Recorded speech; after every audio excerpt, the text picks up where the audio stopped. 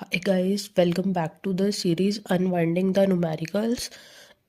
अभी हम इलेक्ट्रोकेमिस्ट्री के 2024 के बोर्ड के क्वेश्चन सॉल्व कर रहे हैं।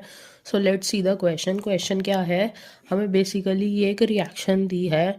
हमसे ये पूछा गया है कि इसमें कौन सी इलेक्ट्रोड नेगेटिवली चार्ज होगी और सेकेंडली कैरियर्स ऑफ करंट क्या होंगे सेल में। तो हम इस रिएक्शन से पता लगा सकते हैं कौन रिडक्शन में जा रहा है कौन ऑक्सीडेशन में जा रहा है। अगर मैं ऑक्सीडेशन हाफ की रिएक्शन लिखूँ, और ऑक्सीडेशन क्या होता है, जिस पे एनोड होता है, एनोड पे बेसिकली ऑक्सीडेशन होता है। तो जिंक जा रहा है 0 से +2। और अगर मैं रिडक्शन देखूँ तो Ag जा रहा है +1 से 0। लेकिन यहाँ पे 2 इलेक्ट्रॉन का चेंज है, यहाँ पे 1 इलेक्ट्रॉन का चेंज है। तो हम उसे बैलेंस आउट करने के लिए 2 से मल्टीप्लाई कर देंगे ओवरऑल इक्वेशन को। तो 2 इलेक्ट्रॉन्स का हमारा चेंज ओवरऑल बैलेंस हो जाएगा।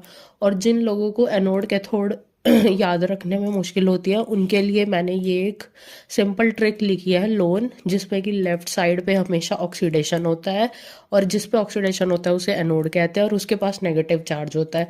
तो यही हमारा क्वेश्चन है कि कौन सी इलेक्ट्रोड पे नेगेटिव चार्ज होगा। एनोड पे हमेशा नेगेटिव चार्ज होगा, तो इसलिए जिंक इलेक्ट्रोड पे नेगेटिव चार्ज है।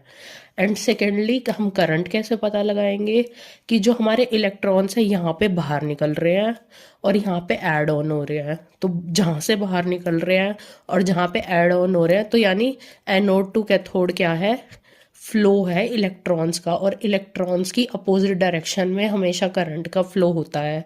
तो इसलिए एक्सटर्नल जो सर्किट होगा उसमें करंट कैरियर कौन होंगे, इलेक्ट्रॉन्स की अपोजिट डायरेक्शन में होंगे।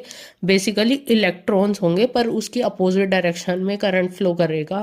और जो सॉल्ट ब्रिज है वो इंटरनल सर्किट के सारे चीज़ों को बैलेंस आउट करके चलता है। I hope this will be helpful for you. Thank you.